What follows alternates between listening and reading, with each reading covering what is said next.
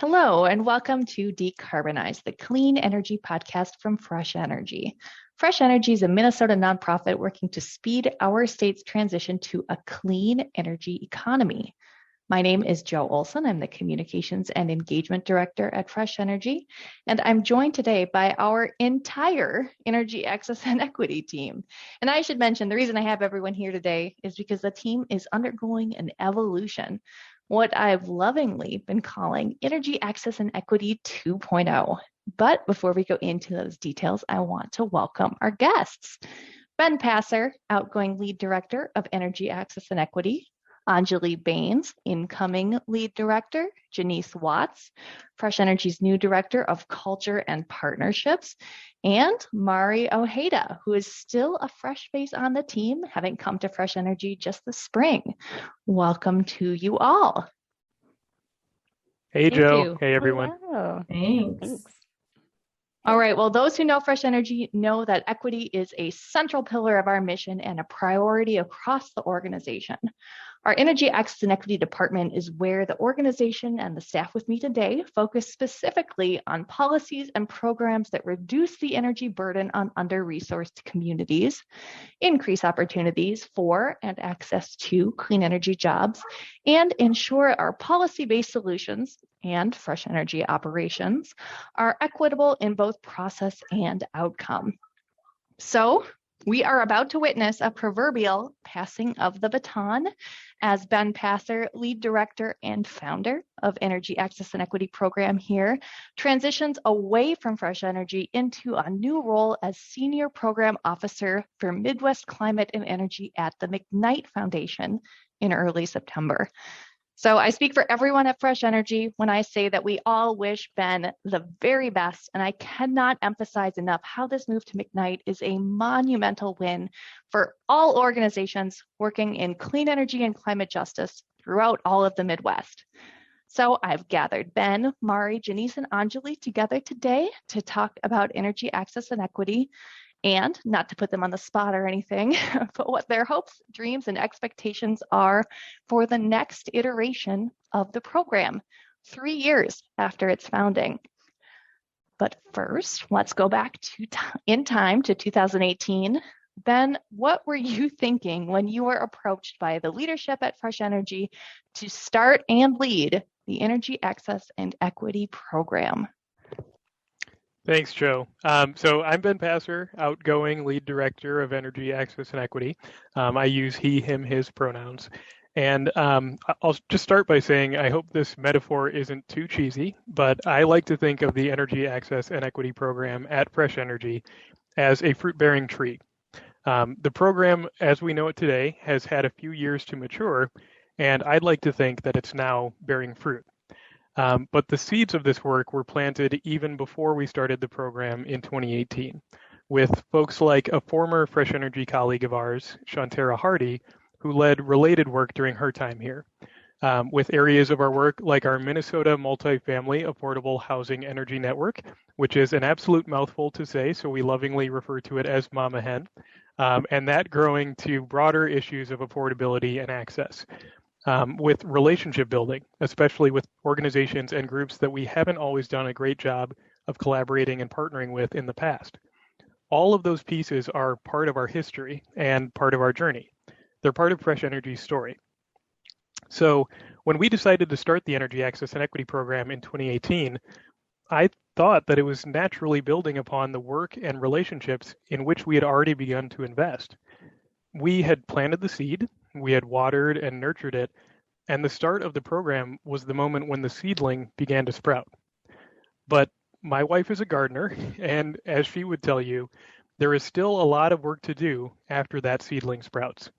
So while I was excited, I also knew that we had a lot of work ahead of us to keep building regenerative relationships, as my colleague Metric Giles of Community Stabilization Project would say, to build out Fresh Energy's internal diversity, equity, and inclusion work, since I had never led DEI work before, and to keep thinking critically and intentionally, most of all, intentionally, about our policy work to ensure that we were centering equity in everything that we do. The reason I felt so strongly about building out this program and carrying out this work every day is because as an organization with power and privilege, we have not just an opportunity, but an obligation to transform policymaking for the better and ensure that under-resourced and marginalized people benefit from this massive clean energy transition. Too often, policymaking, intentionally or not, has harmed under-resourced and marginalized folks or left them behind. We have to do our part to stop that cycle, to advance equity and reduce disparities, and that takes intentionality in every aspect of what we do. So when we started the program in 2018, I knew that we were building on patient, steady work that we had done so far. We had already planted the seed and seen it start to grow. But I also knew that we would need to continue to take care of it and help it. And of course, that comes with mistakes. Sometimes you forget to water, or a young plant is damaged. And we've had our fair share of missteps too. We can always think about how to better work with new partners, show up in different ways, and that takes time. But I think that we've continued to learn and grow, and we're now seeing the fruit in the Energy Access and Equity program that we have today. Awesome. Thank you, Ben. Let's turn to Mari, Janice, and Anjali. I think all three of you are new to the podcast, so some introductions are in order. I'm hoping each of you can share a bit about yourselves and your role or your new role on the Energy Access and Equity team, as well as a bit about your experience on the team up to this point. But first, I want to add that my pronouns are she, her. Jo Olson, she, her. Janice, take it away. Sure. Thank you, Jo. Janice Watts, she, her pronouns. I have been with Fresh Energy since August of 2018 when I joined Ben on the EA team as a policy associate then. And I focus my work on the internal organizational culture of elevating social equity and environmental justice in energy policy that Fresh Energy works to shape, and the external work of building meaningful relationships with partners, both organizations and individuals within the environmental justice movement. So I've been an organizer and an advocate for environmental justice, racial and gender justice for my whole career. I really like to call this my life's work. And I've been pushing on the message and the purpose that the way we as humanity survive and solve the climate crisis is only if we dismantle white supremacy and oppression of people and the planet. So that's what I'm here to do. And with my new role of Director of Culture and Partnerships, I will continue to center the voices and ideas of Black and Indigenous and people of color, people from underserved communities. And because it is us that bear the highest burden of climate change. And my mission is to amplify all of our voices as worthy of being heard. So I'm just really so grateful and excited that this work is recognized by Fresh Energy as valuable and significant because I've had a lot of jobs. I've worked in a lot of places, certainly around like the environmental movement, and not everywhere I've worked has really understood this as being like central to the mission of solving the climate crisis. And Ben, I really love your analogy of the fruit-bearing tree because I'm a gardener too. So like I picked up on that immediately. And you can really tell that the only way that a tree is going to grow and really be as strong and as productive as you want it to be is if you give it that attention and the resources that it needs. So that's why it's really so exciting that our program is building and deepening and expanding the way that it is. So yeah, it's kind of like been my mission and my life's work to deepen really my conviction in this work because we're all experiencing the consequences of climate chaos, knowing that these impacts are exacerbated by racism, by oppression, by inequality, and by power or the lack thereof of power. So getting to talk about these things here with all of you, all of my colleagues at Fresh Energy, again, getting to build out spaces inside Fresh Energy that have become real staples for us to have these conversations and share ideas and like map out plans of action of like what and how equity and environmental justice is energy policy. So that's really so excited to continue that work and to deepen it and to be able to do that work with Anjali and Mari. And know that in this 3 years later that it's been, that we've been here doing this, that we have a really good tree, a solid tree, and it's giving us some pretty good fruit right now. So yeah, thank you. But we're well on our way, and we have a long way to go. But thank goodness we're going to have some more tools and some more people in the garden to help do this work. Thank you, Janice. Yeah. Mari, do you want to go next? Sure. Thanks, Joe. So my name is Mari Ojeda. I use she, her pronouns. I was born and raised in the Twin Cities, and I have a background in environmental justice, green sustainable building practices, and affordable housing. I most recently came from the affordable housing sector and really saw the intersections of environmental justice and housing justice highlighted within my work, and just wanted to do more in that realm. And so been at Fresh Energy since February, a little bit over 6 months. So I am new fruit that is bearing at Fresh Energy. We're going to keep going with the analogy there. So I'm really excited to be here. And I totally echo Janice's sentiments. That's really what excited me to work here at Fresh Energy, is to know the deep commitment to anti-racism and environmental justice that not only the Energy Access and Equity team brings, but the entire organization. And so I'm really excited to be a part of this team and, like Janice said, dismantle white supremacy within our work here at Fresh Energy. And part of my role is supporting our policy work and regulatory efforts within the organization. And also, as Ben transitions out, I'll be expanding my role into the multi-family affordable housing area and energy efficiency. And so I'm really excited to dig deeper into that work as well. One little fun fact that I've been doing is a project I've been working on is finishing up a research paper with some Fresh Energy partners. I can't dig too much into the details, but I'm really excited to talk about that in the near future once the paper is published in the coming months. So thanks so much, and happy to be here.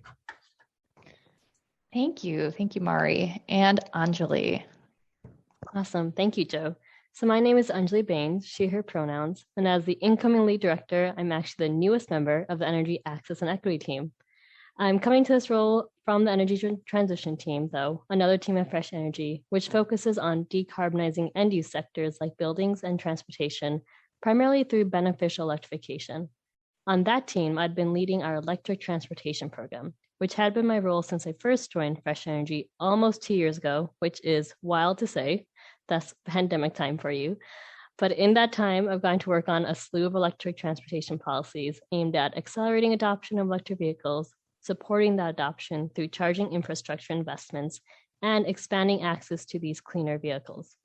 As a result of that work, I've gotten to know both the legislative and regulatory spaces here in Minnesota much better. A particularly prominent policy I worked on in the energy transition team was Clean Cars Minnesota, which we've written about extensively and was a wonderful learning experience, both in terms of how to communicate the complex, esoteric policies we at Fresh Energy often work on, how to build a broad coalition to advocate and support it, and how to adapt when things don't quite go as planned. Helping to get that approved and finalized this summer was a major accomplishment. Another major piece of my past work was engaging at the Public Utilities Commission, or the PUC, on electric vehicle proposals from major electric utilities like Xcel Energy. I think in my 2 years, I've been involved in about 8 different electric vehicle proposals, all of which are important, but one of my favorite ones to work on was Xcel Energy's multifamily electric vehicle charging pilot. That pilot, which was approved this spring, will install electric vehicle charging stations at multifamily housing units around the Twin Cities. The program provides both the funds and technical expertise to help property owners navigate the program and install the charging stations.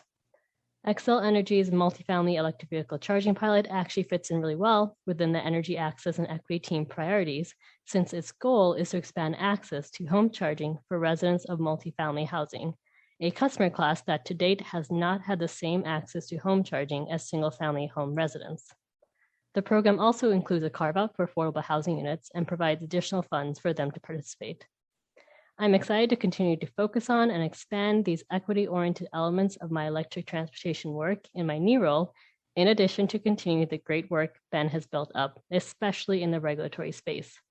And while I've been lucky to have worked with different members of the Energy Access and Equity team already, whether through some of the internal committees Fresh Energy has or in coalition spaces, I'm really looking forward to collaborating more directly and deliberately and seeing where we can go as a team in this work.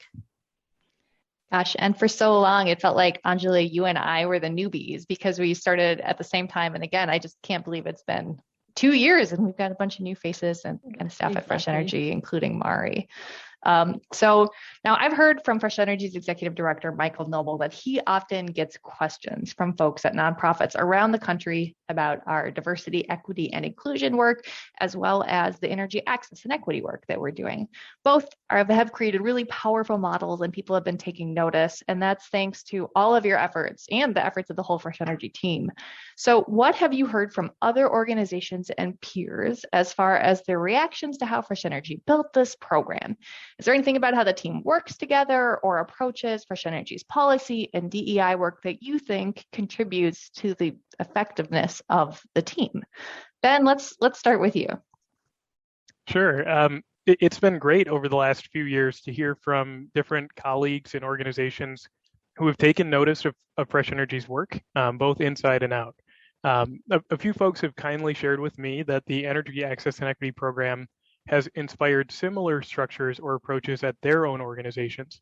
And I've had conversations with organizational leaders about the capacity and resources that are necessary for this work to succeed and to be meaningful. I talked a little bit earlier about how when we started the Energy Access and Equity Program, I was thinking about the potential policy outcomes and the internal diversity, equity, and inclusion work. But I think something that I didn't realize at the time that I've since learned was how we were helping to shift the spaces that we work in and with. We've helped contribute to the conversation around the need to make equity and justice a priority, not an afterthought. And more organizations are joining that conversation by investing in those topics themselves. We know that we can't do this work alone. In fact, there are under-resourced groups and grassroots organizations who have been doing environmental justice and equity work for years, if not decades. But more importantly, we know that we're not always going to have the right answers.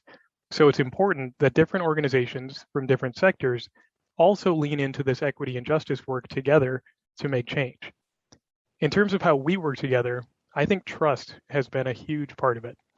Fresh Energy placed a ton of trust in the development of the Energy Access and Equity Program, placed trust in me to create and develop and steer that work, and placed trust in Janice, Mari, and now Anjali to lead it as well. Organizational trust has been a big part of our success thus far. We also work closely together and communicate all the time, which is incredibly important both for our policy work to make sure we are thinking carefully and intentionally about the issues we're working on, and our diversity, equity, inclusion work to have sometimes sensitive conversations and build a welcoming and inclusive environment. The last thing I'll say here is that when folks ask me about our work and success in this area and how we've done it, I chalk it up to this. It takes both the internal and external work. And in my view, you can't have one without the other. The internal diversity, equity, and inclusion work helps inform our external policy work, and vice versa. When the Energy Access and Equity Program launched in 2018, and I was asked to direct it, it was with that joint commitment from the very beginning, to expand and deepen our work on equitable policies, and to build out our DEI work. I'm glad that we had the foresight to build it out in that way.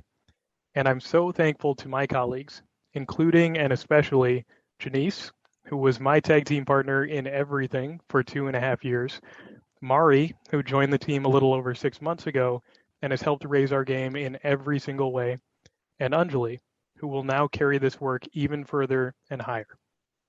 I've said time and time again that these last few years wouldn't have been possible without all of us doing the work, and I'm deeply appreciative to everyone at Fresh Energy for that. Thank you to Michael Noble, Sarah Clark, Matt Crisetia, and all of our staff and board. We've all worked together in different ways, but the main takeaway is that we've all worked together. That's so well said. Thank you, Ben. Janice? Yeah, definitely well said. I think I'm going to probably echo a lot of the things that Ben just said. But one thing for me is the fact that even though there were many efforts made to kind of lay the groundwork of equity at Fresh Energy, Ben mentioned John Terra Hardy, absolutely a major force in that. But this kind of iteration of the Energy Access and Equity team is headed up by both of us for these 2.5 years before being joined by Mari, as was stated, which was just like so awesome and exciting to get you here. But I think many organizations make the choice to put DI on the shoulders of one person. So, like in the director or manager or even a consultant.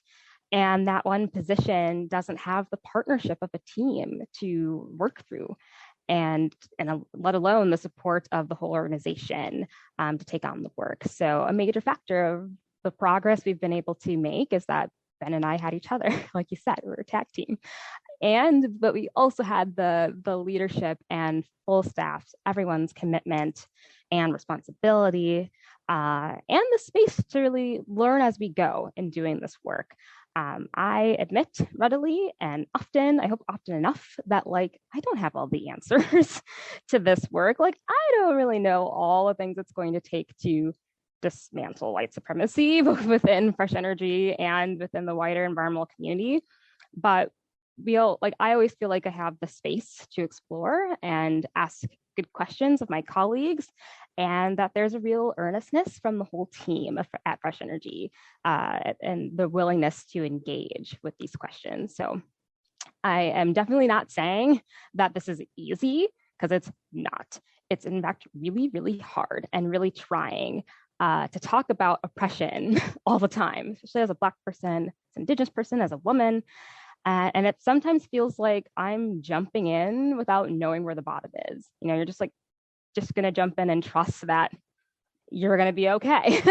And that's really hard for me to do, because I don't like that at all. So I'm really grateful for the support in terms of grace and space that's given to our whole team, but certainly to me personally as I move through doing this work.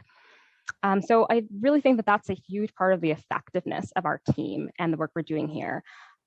Because if you're an organization and you want to get into doing this work, I'm just going to say that you're setting yourself up to fail when DEI is taken as an initiative or a special project instead of it being part of a larger team or organizational goal. It's got to be organizational wide, and it has to have that commitment from everyone. Because if it's treated like the last bullet point on the task list, when you realize it's going to take a lot more effort and intention and action, many people give up then and say, this is taking too much time, or we have other things to do. And that's basically making excuses instead of saying that this is hard and too much for me to reckon with. And as people of color, elevating anti-racism in the workplace, there can often be an unfair expectation put on us to have all the answers and to move things forward faster than they do or faster than they want to. And I'm saying that that's unreasonable and ultimately why many DEI programs and workplaces fail. So it's set yourself up for success. And one of the really important things for that is, like Ben, you're saying, that trust and that space for everyone to learn and grow. And so I just want to make that clear. So to any organizations who are looking at Fresh Energy for advice or for measures on how we're doing our work, that energy access and equity is as highly regarded and prioritized as the policy making that we're doing. And that truthfully, it's not an either or. It's not an either or. You must do both simultaneously. And I think that because we have gotten to a point of operating on a basic agreement that this is the work, that we're all much more capable of recognizing where we must take on these questions of equity and justice. And of course, this is not an accomplished task, again, because it's not a bullet point on the task list. So it's not something that you can just say, we check, we've done that. So this work will forever keep evolving as the world reckons with injustice, and we certainly have a long way to go, but we're on our way. But start there, start with that trust and that space to be able to do this work, make mistakes, and learn from them. Denise, I have to say, while you were talking, I flashed back to my my interview with Fresh Energy like 2 years ago, and Sure. DEI was just such a big part of the conversation during the multiple interviews that I did. That was just so purposeful then, and at the time, I didn't realize the purpose, like I said, that was behind it. So, just a thought there as I flash back to more anxiety-ridden times, I guess, in interviews. So Mari, even there in the interviews. Yeah. Oh yeah, and it totally showed too. I remember thinking, wow, this is clearly a huge priority for the organization that they want to talk about, and I want to be part of that. That's awesome. All right, Mari, this isn't about me. Please. Your turn. Sharing your learning is so important, and making space for that is super important. So thanks for sharing that, Joe. And thanks for naming that, Janice and Ben, about trust and putting equity at the forefront and at the center of the work. Going into this role, I definitely was wondering, how much work is this, DEI gonna be? Like, I have experience in internal DEI work, and it's hard. It's definitely hard. So I echo that, Janice, as well. But being a part of this team and realizing that we're doing it together and we're sharing the workload and we're being vulnerable with each other, I think really has made it easier to have those hard conversations and check in with each other, and making that space to explore together. I think, Janice, you alluded to that, and it's so important. And the fact that we're so purposeful and intentional as an organization and on our team to make that space has just been really refreshing and eye-opening and transformational. And so I just want to say, thanks to the team and thanks to the organization for really keeping equity at the forefront and at the center of these conversations. Another kind of encouraging thing is just that commitment that I mentioned earlier in our conversation, is that going into this role, I saw the commitment was everywhere in communications, in the interviews, you alluded to, Joe. And so I knew that I was not going to shoulder this work on my own. And Janice, I also identify as a BIPOC woman, a Black, Indigenous person, people of color is the BIPOC acronym. And I was nervous at how taxing this work was going to be, but we really do work together on this journey, and it really shows. And so I'm really appreciative of my teammates for that. And Ben, you also talked about the internal, external work and needing both of those to make the work meaningful and to make change and improve, in our equity journey. And I totally agree. If we're not working on ourselves internally first and reflecting on our journey, then it doesn't really make sense to look externally before we work on ourselves. So I wanted to echo that sentiment as well. So a word that has been coming to mind as we talked about our team and our program and our work in equity is collaboration. We communicate regularly. We have regular team check-ins. We do cross-team and cross-program check-ins as well. And so there's constant regular opportunity to check in with each other about the equity work that we're doing and to highlight anything that may be missing in terms of equity, and really challenging ourselves and our teammates to push forward in that work. So I think, the constant communication is super important. And then we also have monthly DEI, diversity, equity, inclusion meetings to share and discuss our journey together, and any resources that we want to share with each other. I think those are really valuable. And like Jenny said, making that space on a regular basis really allows for us to learn together and grow. And then the other teams, I would say, within our check-ins, are super proactive in approaching our team on anything that they might be missing in terms of equity related issues. And so that's been really encouraging to see, is that, it's not just our team infiltrating other teams to see, what they're doing wrong in terms of not highlighting and, or not centering equity at their, in their work, but we're problem solving together. And that's really exciting and encouraging, is that we're all being proactive at centering equity. And so I would say it's definitely a shared effort and commitment that we all take on, and we all have this load to bear. And so it makes it a lot easier to go along that journey. Thanks, Mari. Oh gosh, and speaking of cross-department communications and check-ins, I need to update my Outlook and get on your calendar regularly, Anjali, instead of Ben. Oh, mental note for me. Anjali, do you want to weigh in here? Yeah, definitely. I mean, as everyone has said, echoing everything that's said before me, I think especially that trust and collaboration and openness to discuss these issues has been really apparent even from my, first time joining Fresh Energy 2 years ago, Joe. As you mentioned, it was part of my interview process, and it's really clear that Fresh Energy was taking it seriously and respecting where everyone is at in their own journey as well. I'll admit, coming into this space, I was coming from the private industry where it was a few years behind the nonprofit world in Minnesota.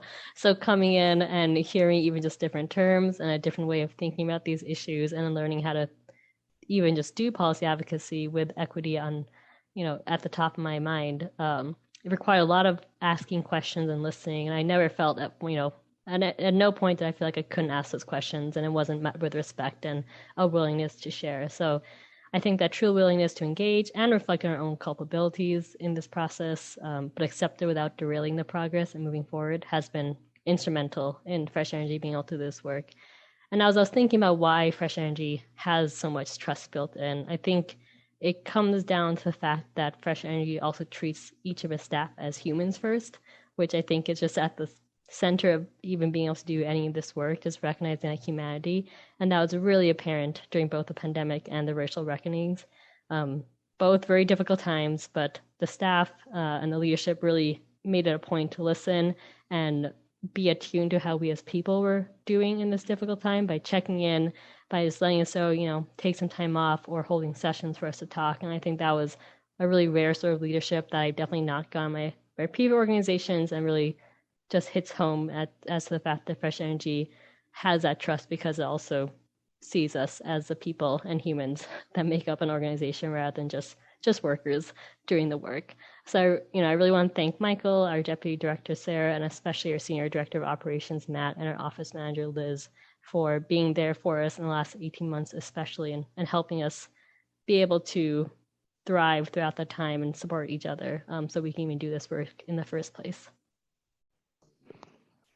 Thanks, Anjali, for calling that out. I think too, in the podcast details, I'm going to include a link to one of Matt's blog posts about reimagining the new Fresh Energy office, because he talks so much about like culture and staff, like culture outside of the walls, inside of the walls, et cetera.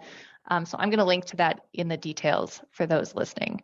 A great read, and you really get to know Matt through his words, which is kind of fun too, because I feel like operations directors don't get to, talk quite like that. So it was great to have that insight from him to share on the blog.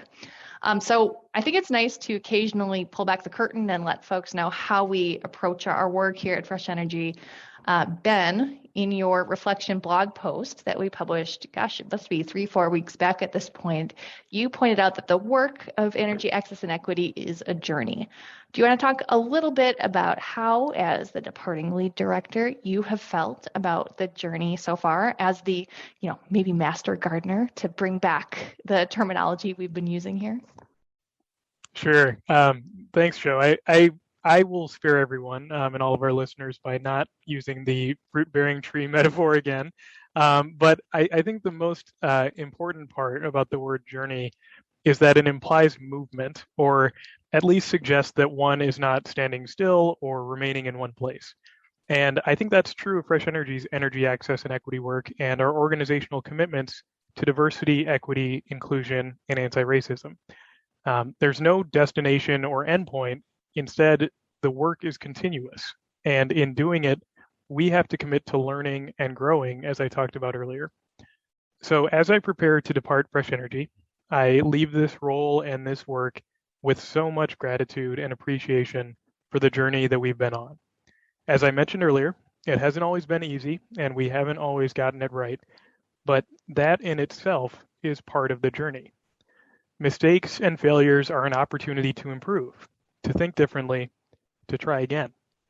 And that is what makes this journey so beautiful and so fulfilling if you make the commitment to embark on it. As I look back on these 6 years with Fresh Energy, and especially the last 3 of the Energy Access and Equity program, it's impossible to choose a favorite memory.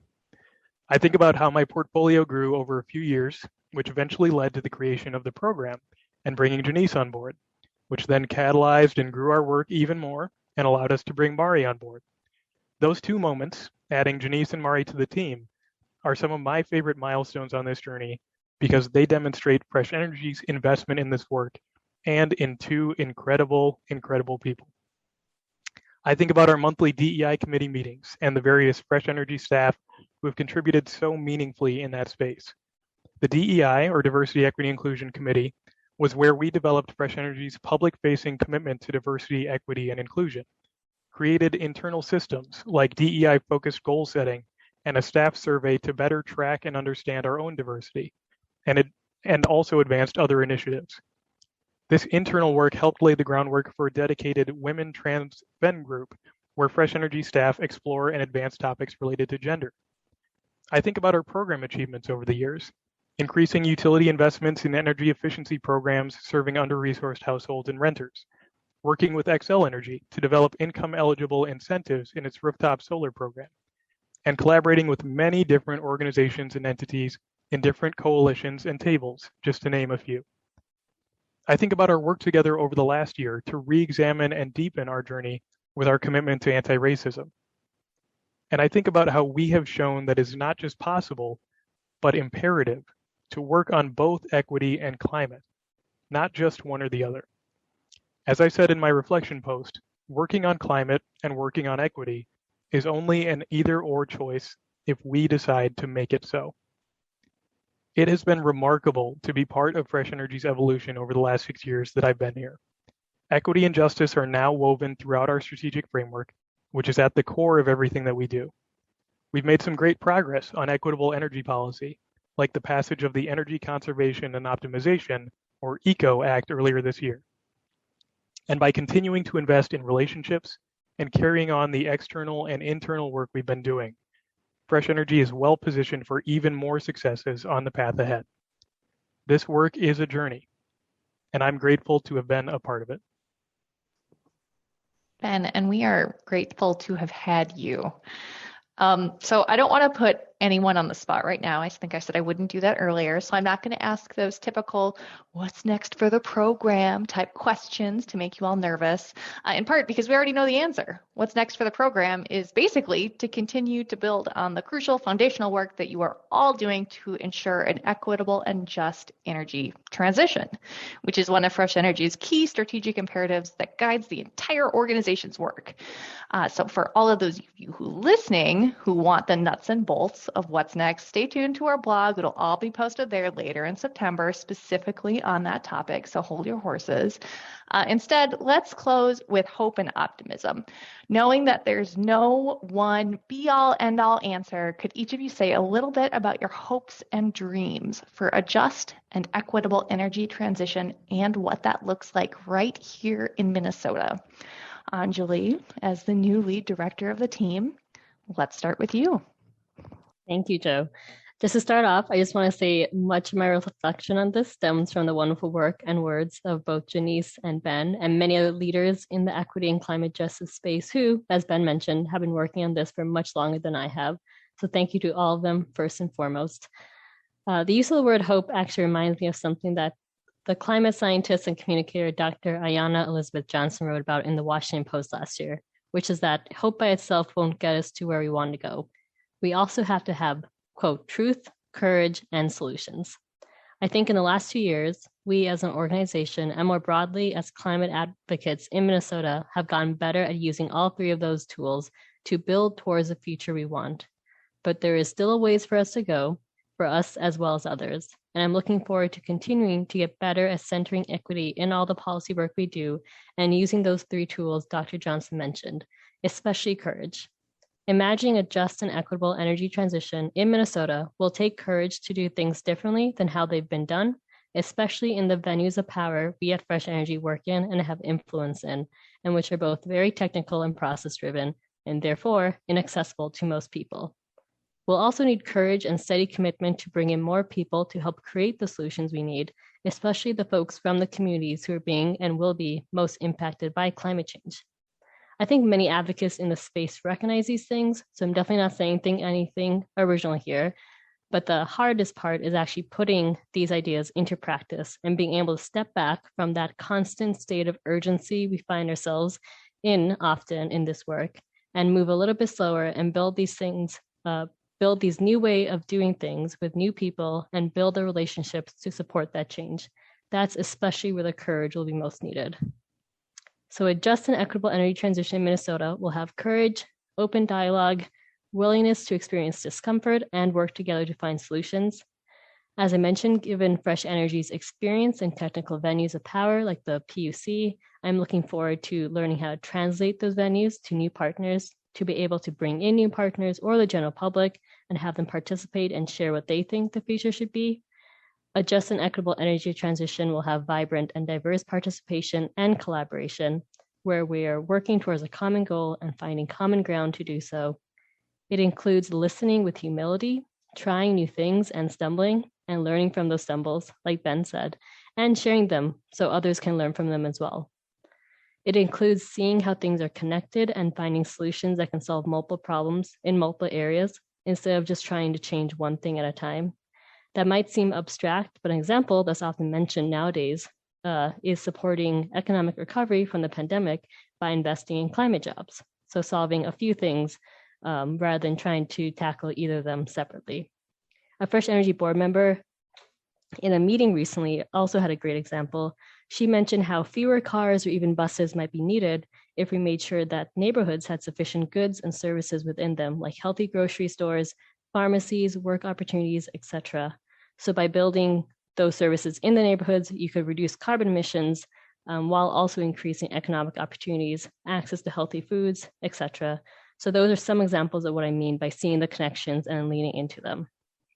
That's a lot, so I will stop there. But final point is, as I step into this role with an intention of growing into it, I do want to learn from my team and partners, especially Janice and Mari, and the community partnerships that they and Ben have really built. I definitely do not have all the answers, but I'm motivated to see how we can build that just and equitable energy transition together. Thank you, Anjali. Mari, would you like to go next? Sure, thank you. Anjali, that was so well said. And I want to reiterate and repeat what you were saying about like us not having all of the answers and working together to grow in this work.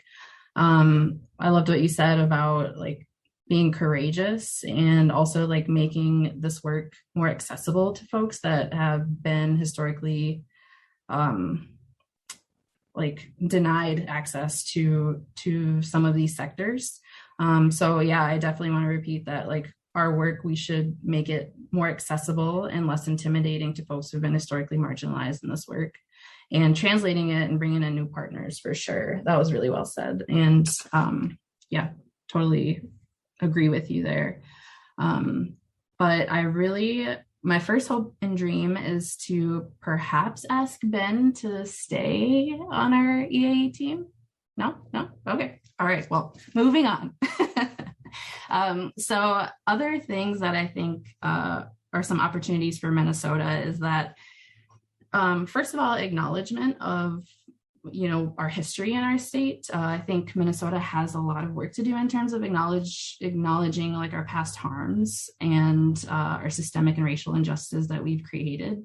And so I think the first step that I'm really looking forward to is, starting with humility and that shared understanding and shared education of just acknowledging like how much work it's actually going to take, and having mutual respect for each other and, patience and grace for each other too. We're going to get it wrong, as Ben said.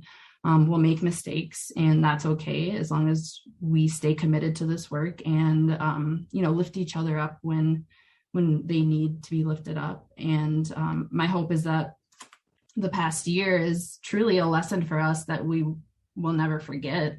And we'll work to right those wrongs of our history and heal our past harms.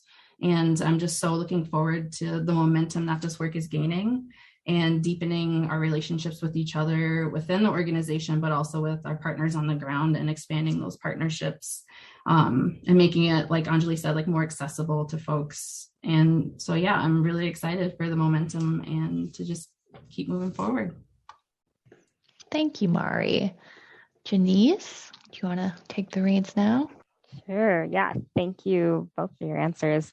I always put environmental justice first. So what I want to see, and more of like what I want to know, is that those of us who have been suffering the most and contributing the least to the problem of the climate chaos have collective and social power to transform the system that has been built on exploitation of people and extraction of resources. So that's how we've gotten to the climate tipping point. And I really loved what both you and Mari and Anjali are saying around courage. So to Anjali, your point around courage and truth, I kind of want to pick up on the second one around truth. I think often in context, and specifically around history of social movements in the United States. So in this time, the way I'm kind of like dealing with it, this time that we're in, this like critical crisis time, I've just been thinking a lot about history. And so we're living in a time of many defining crises right now, and it's compounded by the lack of truth and courage. And so when you look at other times of great transformation in this country, so think Reconstruction after the Civil War, Civil Rights Movement, and other liberation movements, there's always a period that comes directly after that time that's marked by lies and disillusion and really whitewashing of history. And which really wasn't really history at the time, because it was very much the present. And I kind of feel like that's what we're dealing with right now. So my point is that we have been fighting the very real and known consequences of climate change. Like we've known this for a long time. We've known like what we're heading towards for a long time, the impacts of climate change. But we're also fighting and with the impacts of denial and disillusionment and disinformation, right? And that very much sabotages so many of our great efforts towards solutions. So my hope is that truth and courage do prevail alongside hope and action, where marginalized people's power is fully recognized and followed. And I do believe that we are on our way there, because we have so many incredible leaders and movements here in Minnesota doing the work of dismantling white supremacy and building a climate resilient future and present, because we have to be doing this now, right now. So I hope that we don't turn back and give into a narrative of despair and of fear. And so I'm hopeful, even if it doesn't sound like it, because I sound really, really pessimistic right now. I know that, but we have the roadmap. That's how I like to think of it, that our ancestors have left for us to carry forward and make better choices. But I really do, I'm really kind of struggling right now with this lack of truth that, I don't think surrounds us, because I think we're people who, believe in science and are kind of living in reality. But, it's really scary to know that there are a lot of people who aren't. And again, to think back to those like periods of history where unfortunately the narrative's taken over around that disinformation, the lies, and who gets written out of the story. That's kind of where I'm like, we can't let that happen this time. We just can't let that happen this time. But I'm really hopeful that we won't, because we again have the lessons to look back on and to like be able to recognize it right now. So I'm really just hoping that again we make better choices, that we put respect for each other and the planet and ourselves first. And Mari, you alluded to it, right? Like this work is about like us personally as much as it is professionally or in the kind of like wider environmental community, but it's also about ourselves. And I just like really just think we could give equity and fairness a try. Let's just like give it a try, humanity. That's my hope. Janice, I wish we could just end the podcast now, because that's such a strong closing you had there. But I think we need to hear from Ben as well. So Ben, do you want to finish up this kind of conversation point for us? Yeah, well, Joe, I would say in terms of my hopes and dreams, it's everything that we just heard. Not just what Anjali and Mari and Janice were saying, but who was saying it?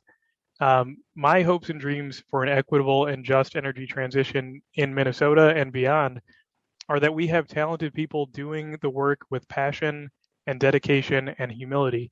And I think that's what we just heard. So if I were to envision a just and equitable energy transition in Minnesota, it would look like this. Energy burdens, or the amount of income that people pay toward their energy bills, would be drastically reduced. Housing stock would be more efficient, and everyone would have access to renewable energy and clean, affordable, reliable transportation and other needs. Communities of color would not be disproportionately exposed to air pollution and other environmental hazards. Minnesotans from under-resourced or marginalized communities would have access to good jobs in the energy sector, and communities that have been economically dependent on fossil fuels would thrive through economic development in other areas. And as the clean energy transition continues, emerging technologies would reach all households, regardless of income. My hopes and dreams can be summed up in a clean energy future that looks like that. And as Fresh Energy's energy access and equity work continues, this team is going to be a crucial part of making that future happen. Ben, excellent closing. Thank you. And thank you all for being here today for this conversation.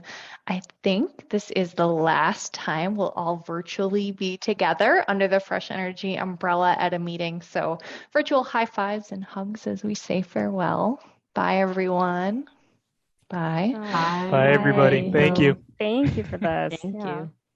Well, and I think I expressed to a few of you that, Ben plays such a large role in our podcast. He's always a guest talking about the various projects and policies that he's working on.